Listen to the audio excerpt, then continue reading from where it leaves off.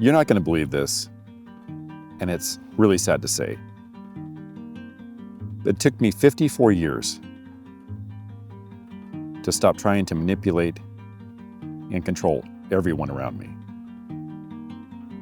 And if you're manipulating and trying to control people, then no one's safe around you. Your friends, your family, your spouse, and sometimes even your own kids, like in my case. And what I'm about to tell you might help you to shave off those 54 years that it took me to figure this out. And if you're dealing with someone like me, then it might help you to figure out how to handle that situation. With me, there wasn't any such thing as unconditional love. You could have my love as long as you did exactly what I wanted you to do, or behaved exactly how I wanted you to behave. There was nowhere safe for you to be in my life because I could always just use one of my methods, one of my weapons to take my love away from you. And you might be doing the exact same thing and you don't even know it. Or maybe you do know it. Ever since I was a little kid, my life has been centered around control. And I would use silence to get the control. If someone didn't respond in exactly the way that I thought they should, or behave how I thought they should, then I would shut down, I'd withdraw, I would isolate. And that's called giving someone the cold shoulder. And you might be doing that as well, or it could be a ton of other different ways that you can manipulate people. Back when I was younger, I didn't see this as a weakness. I saw it as a strength. And you might be that way too. You might think that people can push you so far and then you'll eventually just blow up or cut them off and give them the cold shoulder like I did. They can only go so far, and then you show them your full wrath as a human being, what you can do. And it kind of makes you feel powerful, but there's no power in it at all. What it really is just you living in fear and trying to make the people around you live in that same kind of fear, make them come crawling back to you. And I'm here to tell you that nothing good ever comes from it. It may seem like it at first, but it's never good and it never lasts.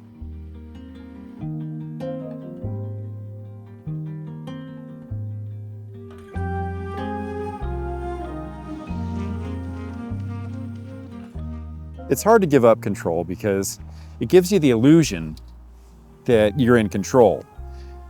And if you don't get what you want, then you can just use your favorite tactic to try to get it. You can either shut down like I do or throw a temper tantrum. You can use words you don't mean, but all of it is just a method of trying to control fear, and it all comes from exactly the same place. If someone didn't show me love in the way that I expected, I took that as absolute proof that they didn't love me enough.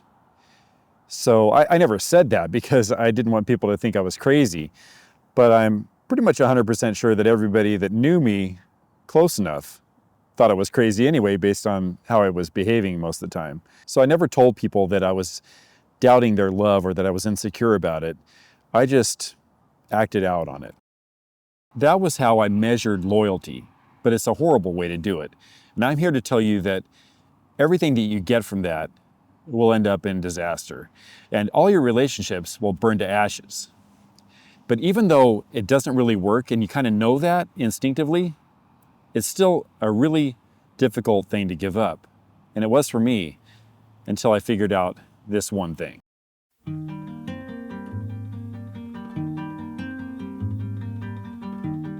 I think the first step in figuring out why you're being manipulative and trying to control people is to figure out why you're doing it in the first place. As manipulators, we've just grown accustomed to behaving that way. It's part of who we are.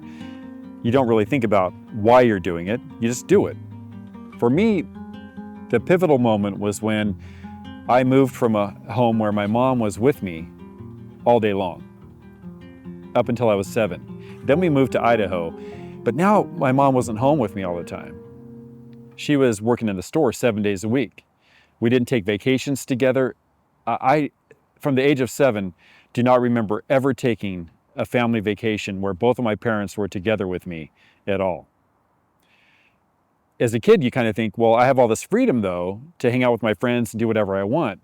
But something in my life was missing, and I was gradually learning that I had to take matters into my own hand and start testing people because I didn't know if they'd always be around. And it took me 45 years and finally a good therapist to figure all this out.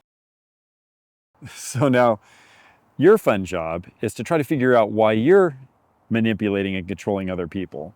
What's causing you to do this? What's the underlying issue? Or if you're the one being manipulated and you care enough, you can try to help the person figure this out as well and save you both a lot of grief. But the first step in beating this is to figure out where it's coming from.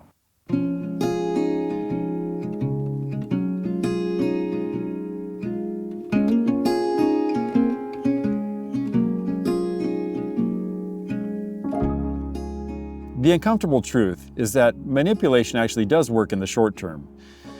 People will change their behavior, they'll apologize, they'll come crawling back for forgiveness, but none of it's real. So you can control things, right? Like with my aquariums, I can control almost everything about my tanks. I can control the lighting, the decor, the water quality, what I'm feeding them. Everything about my tanks is controlled. But people aren't fish and you can't treat them like they are. So the first thing you have to do, as I said, was figure out why you're behaving the way you are. Why are you trying to manipulate people? Why is that so important to you? But the one thing that made it so much easier to realize that everything about manipulation is worthless is that you're not getting what you want. What you want is a really genuine person who's loving you the way you want, who's behaving the way you want, but that's coming from the heart. But you're not getting that. What you're getting is a response to tension, someone who's afraid of conflict. They don't want to deal with a grown man or woman who's acting like a little baby, pouting because they didn't get what they want. And so they'll adjust to just ease the tension. And who wants that?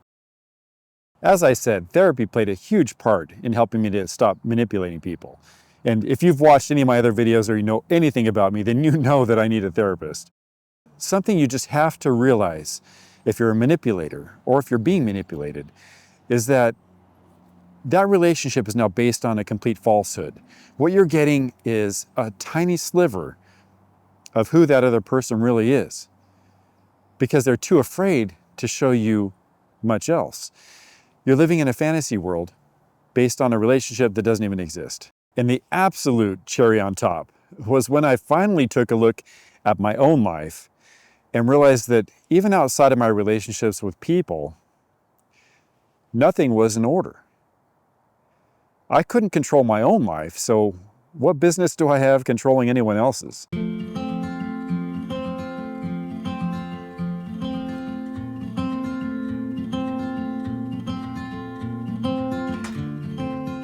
And throughout this whole transformative experience of mine, God played a much bigger role than anything else. Where therapy helped me to figure out why I was behaving the way I was, surrender is what finally changed me.